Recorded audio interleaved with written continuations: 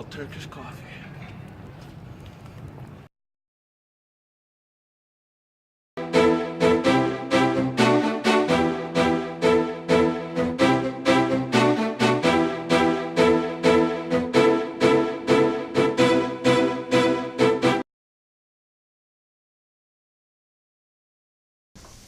Hello, I am Bane.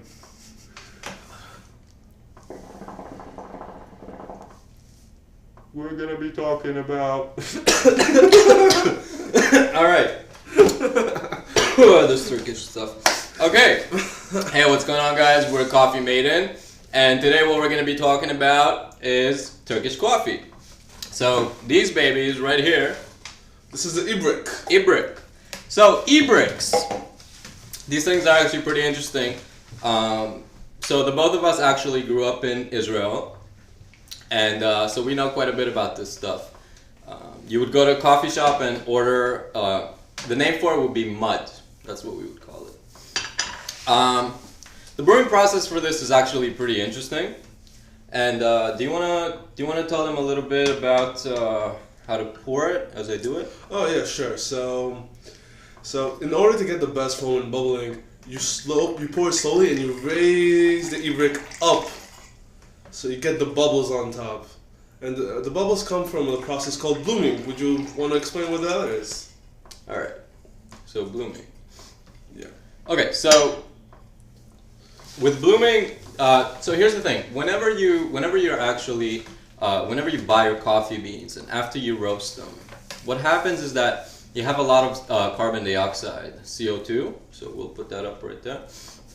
We're gonna have CO2 trapped inside of these coffee beans. And what happens when, basically when you pour in hot water on top of these roasted beans, what happens is that all of this trapped carbon dioxide gets released. Now the interesting is with these guys, and you will see this just a little bit into the video, is that what happens is that they raise up. So all of these bubbles start to rise, and you want to stop the heating right before they go all the way up. Now, like I was saying, since we grew up in Israel, we know we have our own little way of doing it. Do you want to tell them a little bit about it? Yeah. So we do it mostly we do the conventional way. You know, water, the coffee. We put it in, bubbles up, but then at the end, we wait just a little bit, and then we pour just a little bit of lemon juice to make, which makes the taste kind of better in our opinion. So, I like this. We like the sourness, basically. I say basically a lot. You do, basically. Have you noticed how like the bottom? Oh, yeah, It looks like mud. No, but do you know that scene from Harry Potter? It's like, Harry, I know your future. My dear, you have the grim.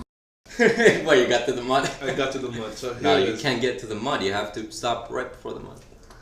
So it's right there if you can see it. So, actually, the thing is that the foam is gone after you put in the lemon. The lemon is kind of acidic, and it just makes it sort of all dissipate. That's cool. We still like it that way.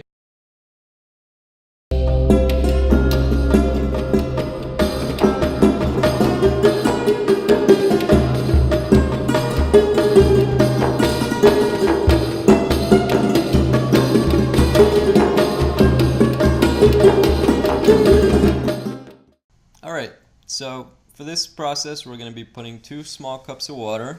It's going to be about 2 ounces each, so 4 ounces in total. This is a small e-brick, so it's enough for basically 2 people.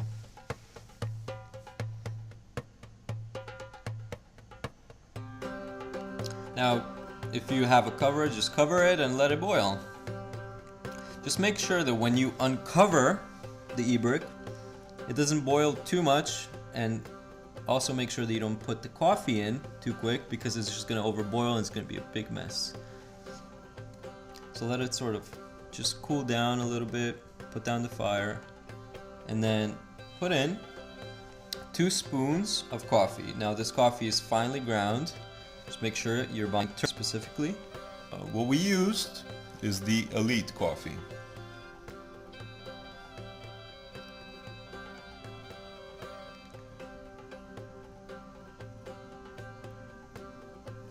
Now once it starts boiling, you're gonna see the bubbling occur, and just make sure you're lifting it up slowly. And as the bubbles dissipate, just put it back down. And you're gonna be doing this twice.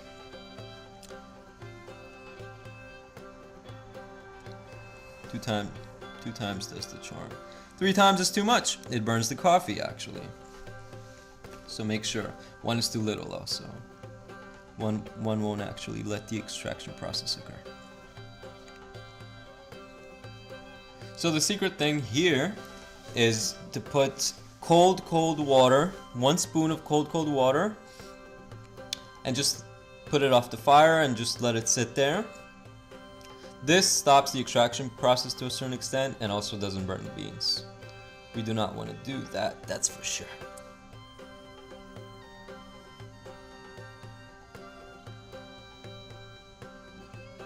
So we like to put just half a spoon of sugar.